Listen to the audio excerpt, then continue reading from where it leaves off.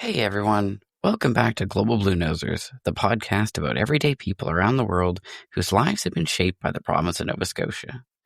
And yes, we are truly back this time. It's been quite a while since I put out an episode, and I'd like to think there's a good excuse for that. This podcast unlocked something I wasn't expecting when I started it as a fun little side project. If you've listened to our archive, you would have heard we started hosting in-person meetups for our community of Nova Scotians by birth or by choice living around the world. That quickly grew into much more than single events, and we've gone from being a simple little podcast to a full-fledged not-for-profit organization focused on connecting and supporting our community of global Bluenosers. Back in March, I even took the jump and have started working on Global Bluenosers full-time. And there are some big things coming, including a supporters club very soon. I'll share all of that as we get closer. But the podcast has also gone through some evolution during our hiatus. You're going to hear that our conversations are still with proud Bluenosers living around the world. But I've decided to put the focus on that one question from every episode that I love most. What would you do with only 24 hours in Nova Scotia? That answer gives so much insight into what is most important to someone who loves this province from afar. So rather than bury it at the end of the episode, that's now the focus of our conversations. Also, we're relaunching with an amazing new partner. Since our early days, Halifax Stanfield International Airport has been an incredible supporter to our community. As the gateway home for our community of Bluenosers and as the first introduction to most people visiting Nova Scotia, we quickly became friends. And now Halifax Stanfield has come on board to be our presenting partner for the Global Bluenosers podcast. And I honestly can't think of a better group to be working with as we tell more stories from our community and highlight the beauty of Nova Scotia. So welcome to Season 3 of the Global Bluenosers podcast, brought to you by Halifax Stanfield, Atlantic Canada's airport hub, working to accelerate the growth of our communities by connecting people and goods to the world. And we're kicking off Season 3 with someone living in a city that recently got a faster, easier way to visit Nova Scotia thanks to a seasonal direct flight from Halifax Stanfield. That's right, we're heading to Amsterdam. Ian Kenny is program coordinator at the John Adams Institute, an independent platform for American culture and ideas based in Amsterdam.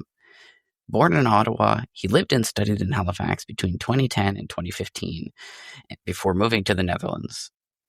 Since then, he's held various roles in the cultural sector and now leads one of Europe's most vibrant forums for public conversation with thinkers, writers, and changemakers. As you'll hear, Ian is also one of those perfect examples of people who become Nova Scotian by choice. His years in Halifax as a student really solidified a place in his heart and soul for Nova Scotia. And you'll hear that throughout the conversation. So, let's get to our chat, and I hope you enjoy it. Welcome back, everyone.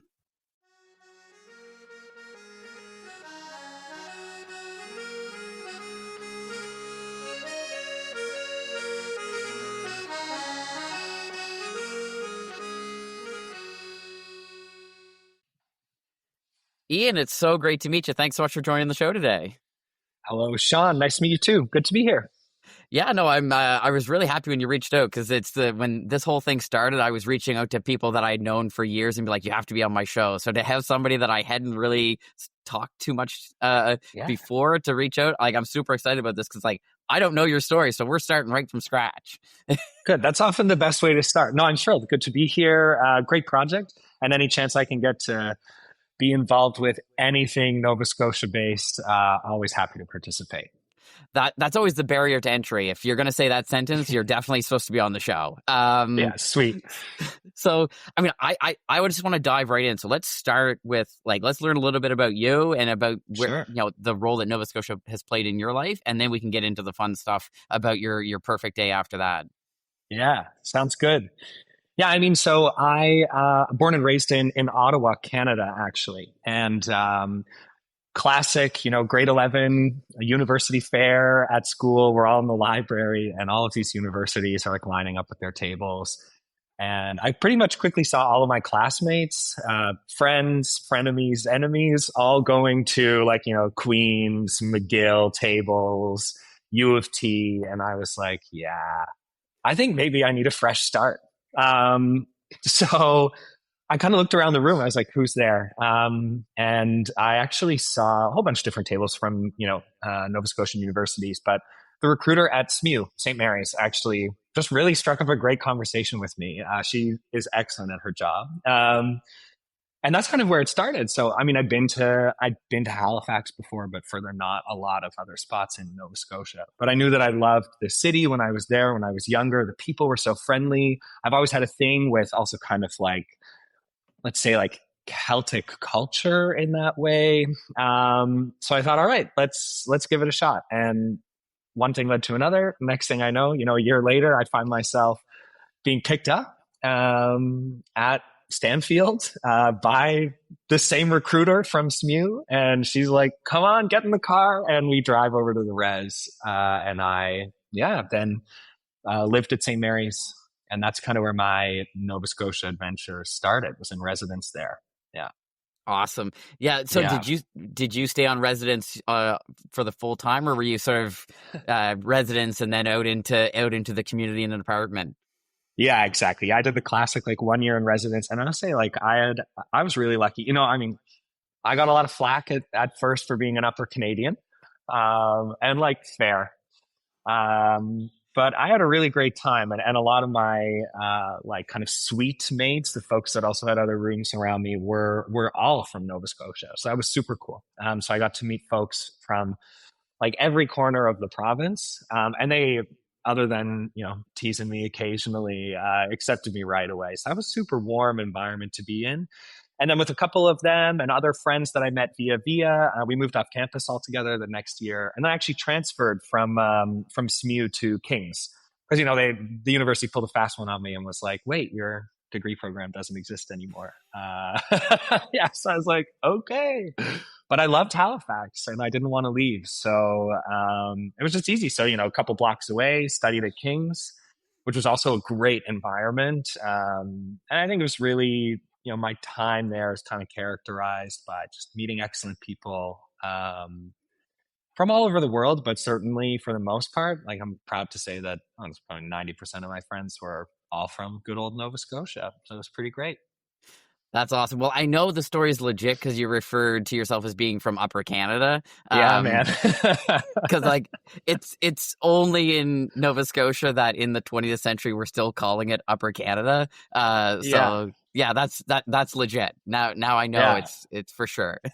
Yeah, absolutely. And like casual insult, tongue in cheek, but also like, yeah, it could be worse. But I thought, I was like, wow, like Upper Canadian, like I only heard this in history class, but here we go. No, but and I think that also speaks a lot to like something that I really loved about Nova Scotia is that because it's such the province is not only geographically but also population wise much smaller than Ontario, right where I'm from, is that everyone had a much better sense of like self and place, and their family ties were like really distinct within communities, whether I was in the HRM or like in the Valley or up in Cape Breton or on the South Shore. And that also was a great like portal for me to get into Nova Scotia. And like, man, I mean, I studied at King's after. I worked at the Keith's Brewery on the historic brewery tour. We were singing and dancing, in old timey clothes. I been all over the place. Got to go to the Annapolis Valley and down to the South Shore. Never up to Cape Breton though, which is kind of whack. But we'll get to that in part two. Okay. Yeah.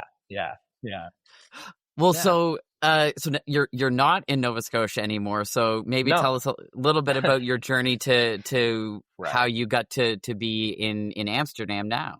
Yeah. So I studied for 4 years in Halifax.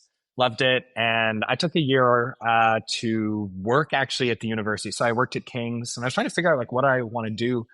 And a big option was staying in Nova Scotia, staying in Halifax. Maybe I want to do a master's program there. Maybe I want to do journalism.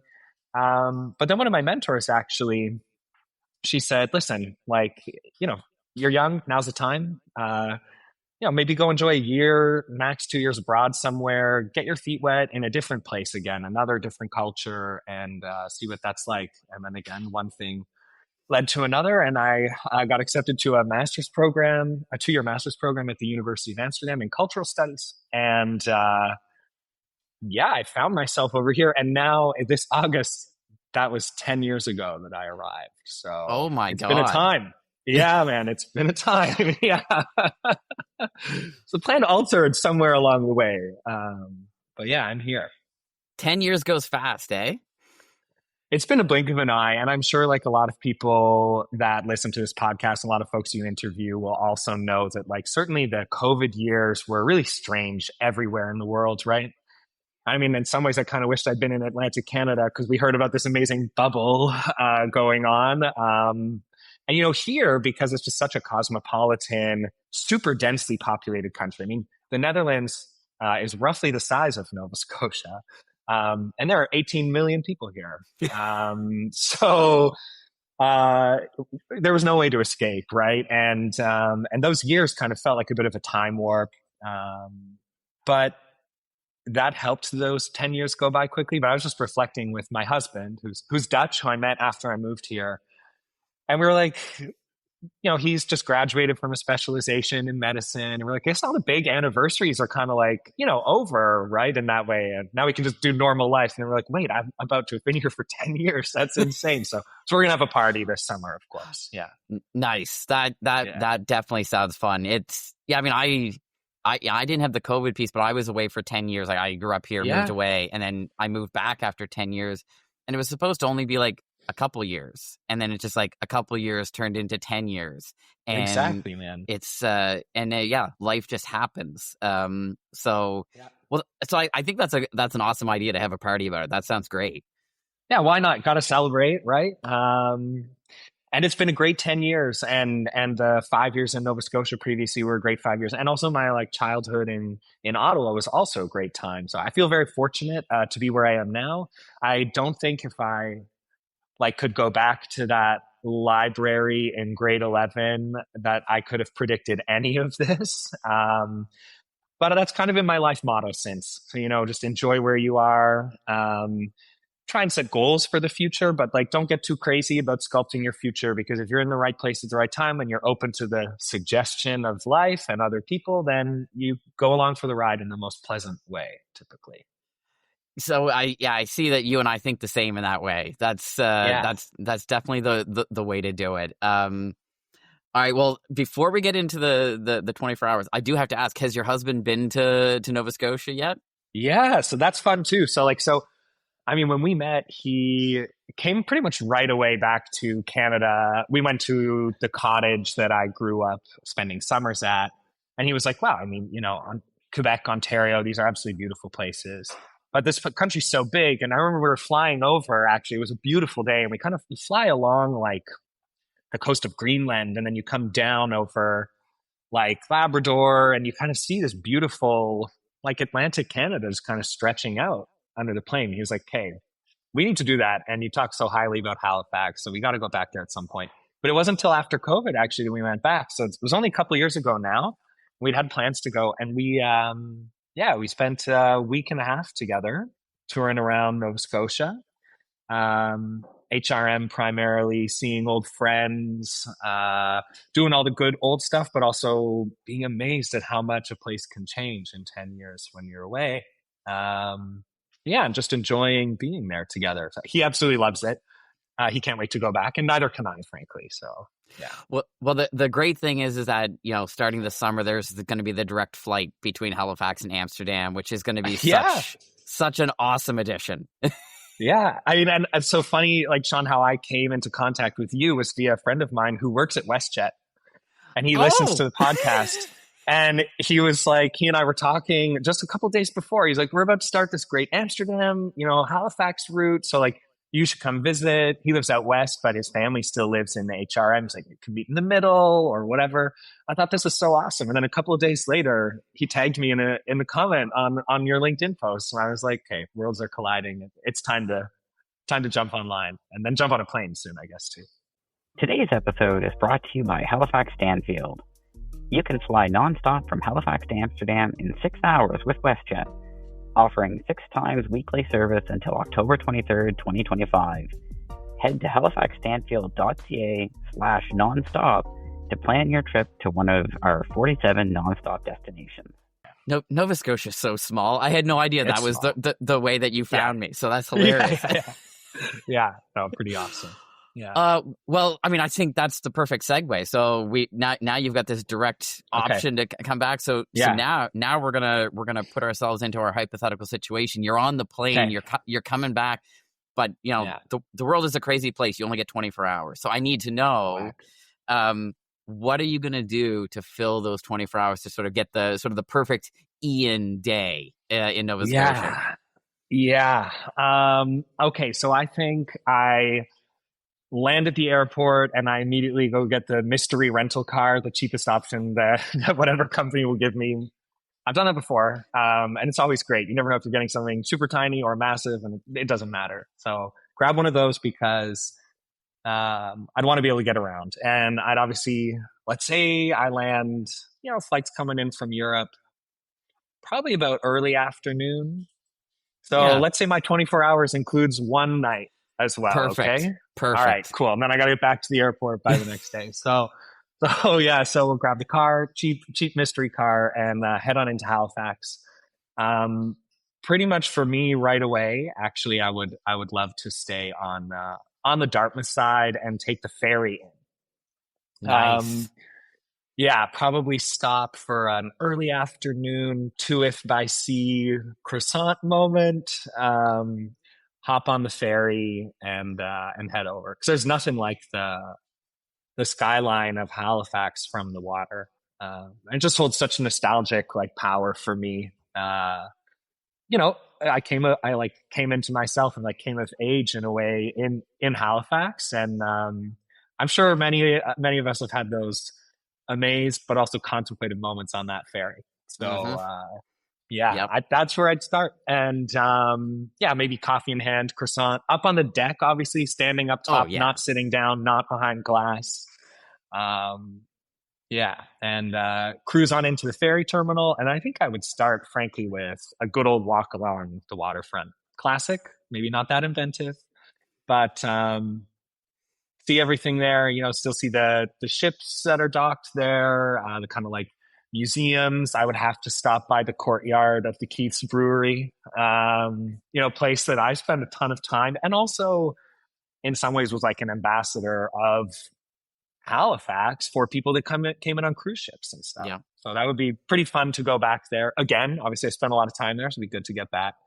And let's also pretend, for the sake of our magical 24 hours, that it's a market day and I can go to the Seaport Market.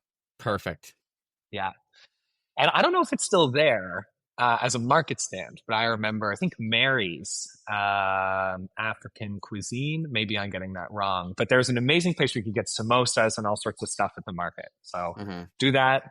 Maybe hit up the amazing crepe place. Basically, this day, Sean, is going to be entirely eating and drinking and me getting from place to place. That seems to be a theme for anybody coming to Nova Scotia. It's just as part of the hypothetical, you also have an endless appetite. It just stuff it all in. One must. If I'm on a hypothetical 24 hours, I might have a hypothetically endless stomach as well, right? Yeah. Let's do it. So I get there, I'll do the market. Early mid-afternoon at this point, Garrison's open, stop in for a beer. Maybe it's early fall and the pumpkin ale is out. That'd be amazing. Early fall in Halifax. That is a good time of year to do. It doesn't get better than that, really. I think those are some of my favorite days to remember as well. And also the things that just kind of pop to mind. And I guess then what I would do from that point is kind of a walk that I used to do every weekend from the market back up to where I used to live. And so I would probably, cruise along Barrington and then go up maybe towards, let's say, the new library. Would love to see that, go inside. I mean, right before I left, it had just been kind of opened, but I think it's a real community place now. So it'd be really cool to see what's become. It's a huge spot. It's an event spot. It's just a community gathering place. It really has become, I think, what the vision was for it. So it's been such a great addition. Good, yeah. I mean, the city needed it, and it's such a cool place. And And then I would love to, I keep going up Spring Garden, got to walk into the public gardens, do a quick round around there, not feed a duck because they can't digest bread, but, like learned that there too. And yeah, that's what a beautiful place there, right? With the gazebo and kind of like the old trees and the pond, and just take that in for a second. And then probably head right up to the quad at Kings and just take that in again as well too. I don't know for anyone listening, or for maybe you or anyone who's been there, it's a weird place in the best of the sense of the word weird. Like it feels like it's dropped right out of a storybook, like some sort of weird fairy tale university, been like plucked from the UK, but then made appropriately Canadian and small and put there. And, visit the library, take in the chapel. I'm not a religious guy, but there's something about that chapel, that little place, that community. Everyone's super welcoming. So I definitely stopped there, probably for like a quiet moment before heading into the bookstore, actually, at King's, right? So the King's Co-op bookstore, fantastic community run thing. That also played a huge role during COVID, I understand, like bringing books by on bike to people and serving the community. So just be really great to be there, do that, buy a book, put it in my hypothetical backpack, and then probably got to book it back down over to the Dartmouth side and get back in my car at this point. So let's do that. And then I figure, I'm going to get driving, and I got to head up. And I guess the goal of this whole drive will be to get up to Cape Breton for sunrise. Oh, nice. Yeah. Because it's a place that I've still never been. And I know Cape Breton's, huge and there's lots to do, but just like bear with me, Cape Bretoners, and let me just treat it as if it were one thing. Islands have like a special, they have like a special vibe, right? I'm sure they're going to allow it. They'll be totally fine so. with it. I don't know. I might get called up for being an upper Canadian again. I think that because you entered into the conversation being like, listen, I get it. They'll be fine with that. They'll be like, okay, he gets us. I hope so. I love it. So the goal, get on the road, head up. I guess in this hypothetical world, I also would have booked a fantastic place to stay. Maybe like the lodge up there. Is it the Highland Lodge? I think it's called. Again, someone will correct me, I'm sure, in the show notes, or you will if I'm wrong. So please feel free to fact check me. And and then, I guess I'll get up there and I'm going to have like a late dinner. And by late dinner, I mean, probably at that point, all I'm looking for, Sean, is maybe a whiskey and like a cheddar cheese, because we don't have cheddar cheese in the Netherlands, which is probably the only thing wrong with this country. Actually, there's just no cheddar cheese here. Only at Christmas time you can buy it at the grocery store as like part of like a Christmas special cheese board thing. I'm like, okay, I mean that's my everyday normally, but yeah. I learned something new today that I did not realize. There you go. I mean, it is a wonderful place here in the Netherlands. Amsterdam's great, but like, not cheddar cheese. It's hard to come by. So, tough. I know, right? So I check in. I guess I'd have my whiskey, my cheese, and then I guess I have a short kind of sleep. Probably like thumb through that book that I bought at the bookstore, I guess, and then wake up with the goal of seeing the sunrise from Cape Breton. Take that in, quiet moment. I'm like a double espresso kind of guy, so probably got to be something like that in there. And just enjoy the quiet, I think. It's something I really miss. Certainly from Canada in general, and definitely from Nova Scotia, is that there's so many wild places and places where like the human footprint just isn't as present. And it would be good to just exist within that for a couple minutes, It's funny how we don't notice the silence until we don't have it. That was one of the things That was one of the things I really missed when I left, because I was living in cities. I was like, it just never, I just was never quiet. And yeah, so I try to take that in as much as I can ever since I moved home. Is like, don't take it for granted anymore.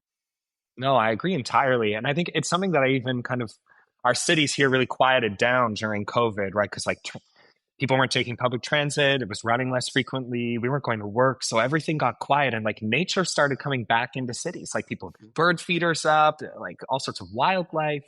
And it was actually in those moments, my husband and I were living in The Hague at the time, which, note to all listeners, is not just the International Criminal Court, it's also an entire city.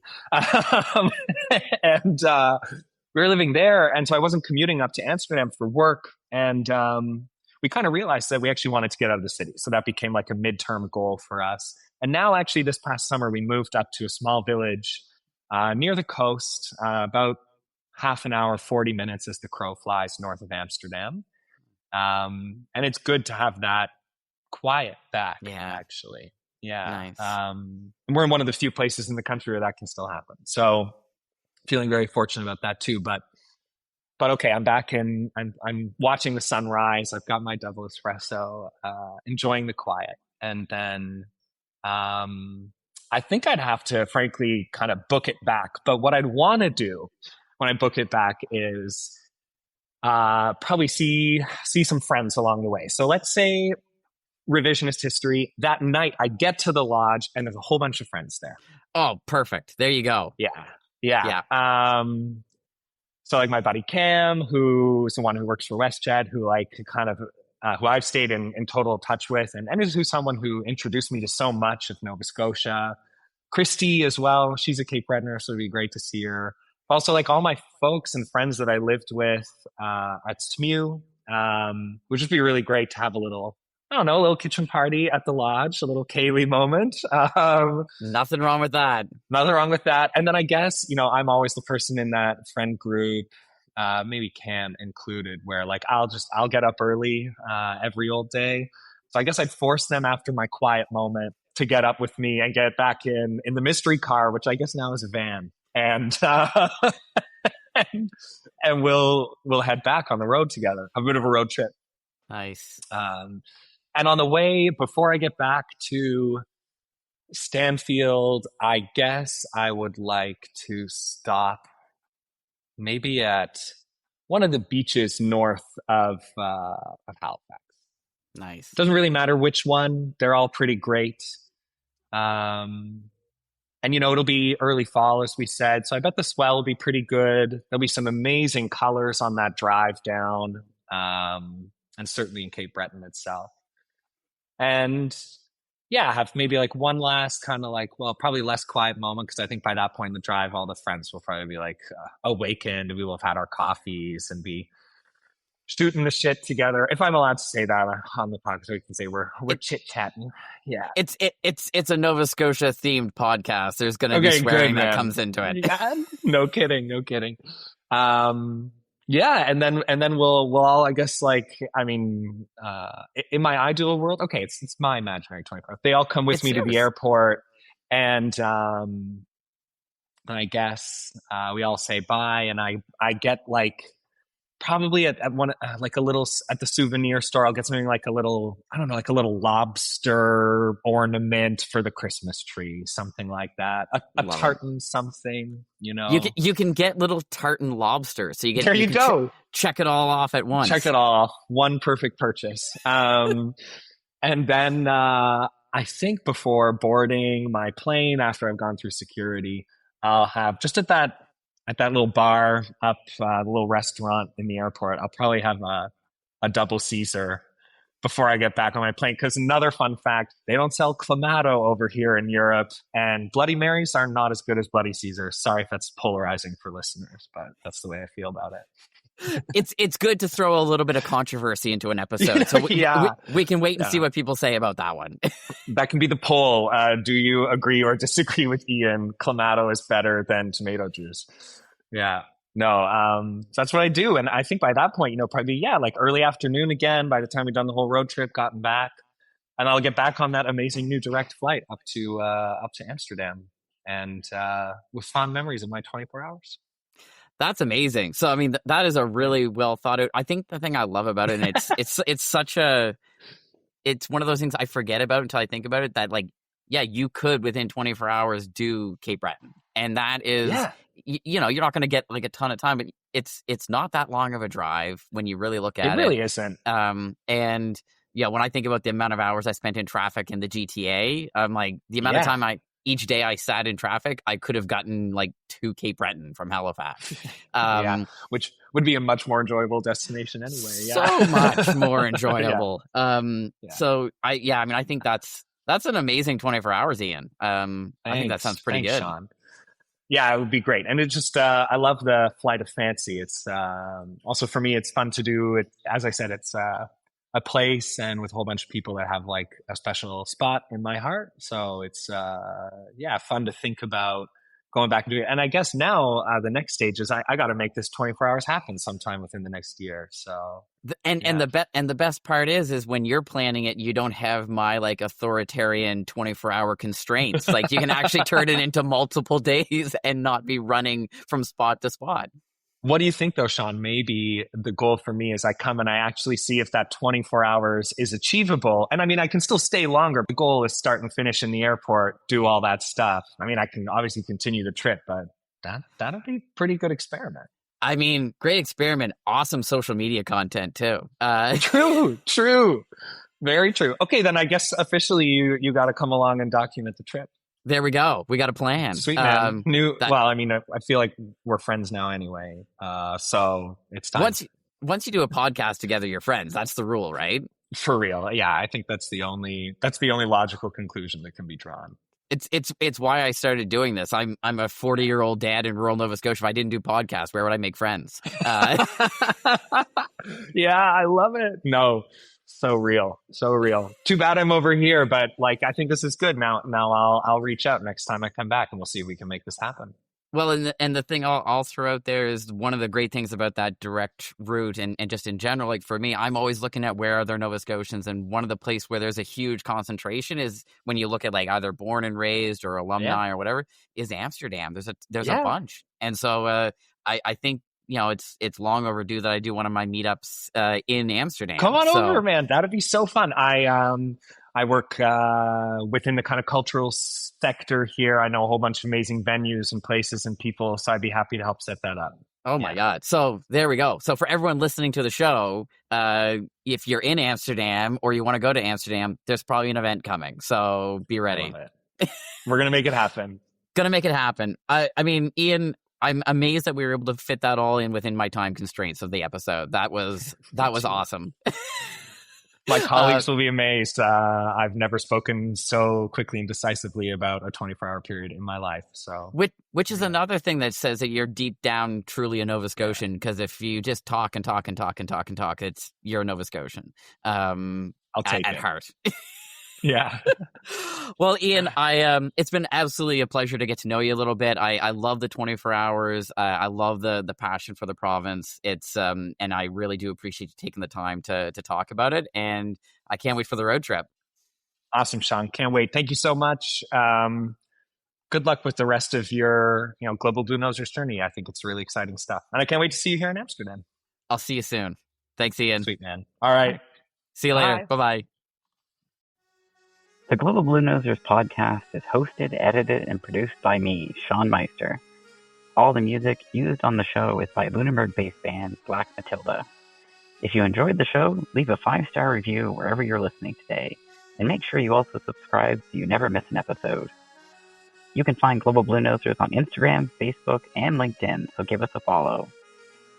Thanks for listening today, and I can't wait to welcome you back again soon.